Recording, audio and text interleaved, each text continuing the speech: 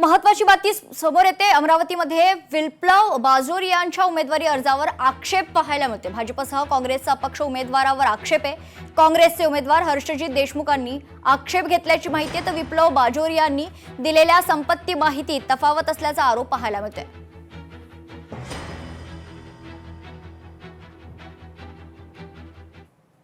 दोनही शिवसेना एकत्र येण्याच्या दानवेंच्या वक्तव्यावर खासदार संजय राऊतांनी प्रतिक्रिया दिली आहे। शिवसेना एकच आहे, दोन शिवसेना असूच शकत नाही। जिथे ठाकरे आहेत तीच शिवसेना बाळासाहेब ठाकरे यांनी स्थापन केलेली आणि त्यांचं नेतृत्व उद्धव ठाकरे करतायत। ज्याला लोक शिवसेना म्हणतायत ती अमित शहा यांची सेना आहे, अशी टीका संजय राऊतांनी केली। शिंदेचा गट संपवायला तर भारतीय जनता पार्टी ते काम करते की बाळासाहेबांच्या विचारांनी उद्धवजीच्या नेतृत्वाखाली शिवसेना हिला कोणी संपवू शकत नाही। एकत्र आलं पाहिजे असं तुम्हाला वाटतं का? वाटतं, बऱ्याच वेळेस वाटतं। मला एकट्याला वाटून काही फायदा नाही। दोन शिवसेना असूच शकत नाहीत। शिवसेना जिथे ठाकरे तिकडे शिवसेना, आणि शिवसेनेचं काम हे सातत्यानं शिवसेना भवन किंवा मातोश्रीतून चालतं। जिथे ठाकरे नाहीत ती शिवसेना कशी असणार मला सांगा।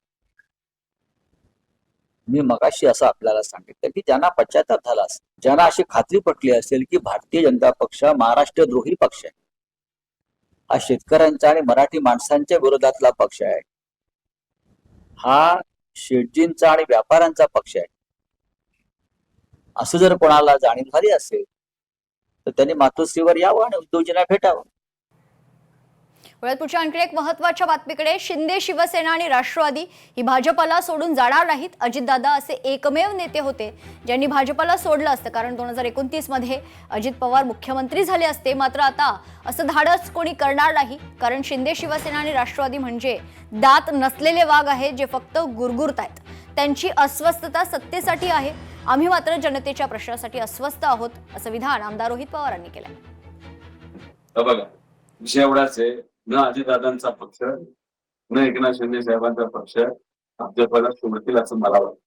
अजितदादा आज असते तर भाजपला 100% त्यांनी सोडलं असतं आणि 2029 या महाराष्ट्राचे मुख्यमंत्री कोण झाले असले तर अजितदादा पवारच त्या ठिकाणी झाले। हे धाडस आत्ताच्या या दोन पक्षातल्या नेत्यांना अजिबात त्या ठिकाणी होणार नाही, मी स्पष्टपणे तिथं सांगतो। आता भाजप त्यांना गृहीत करत राहणार, सत्तेसाठी ते अस्वस्थता आहे, सत्तेसाठी अस्वस्थता आहे, नाहीतर उद्या जाऊन आपल्या पक्षाला खाल्लं जाईल याची अस्वस्थता असू शकते। पण विषय एवढाच आहे की भाजपला पण कळलेलं आहे की फक्त गुरगुरलं जाईल, जो भाग असतो आणि त्याला दातच नसतात त्याची तशी भीती नंतर राहत नसते। अशीच काही परिस्थिती या दोन्ही पक्षाची भाजप बरोबर राहून दुर्दैवाने त्या ठिकाणी झालेली।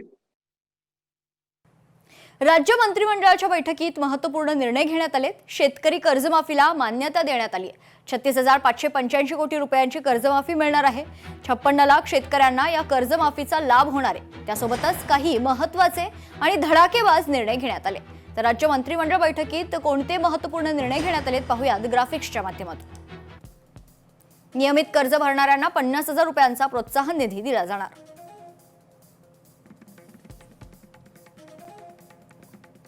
मुख्यमंत्री ग्राम सडक योजनेच्या कामांसाठी निधी मान्य। महाराष्ट्र राज्य रस्ते सुधारणा प्रकल्पाला 2 बँकांकडून अर्थसहाय्य।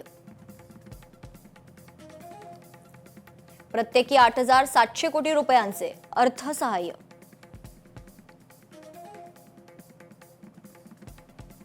राज्यातील रस्ते सुधारणा आणि विकासाला आणखी गती मिळणार।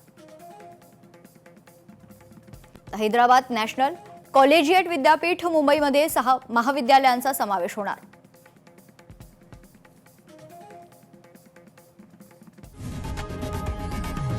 लोकशाही मराठी ऐका, पहा, जागरूक रहा।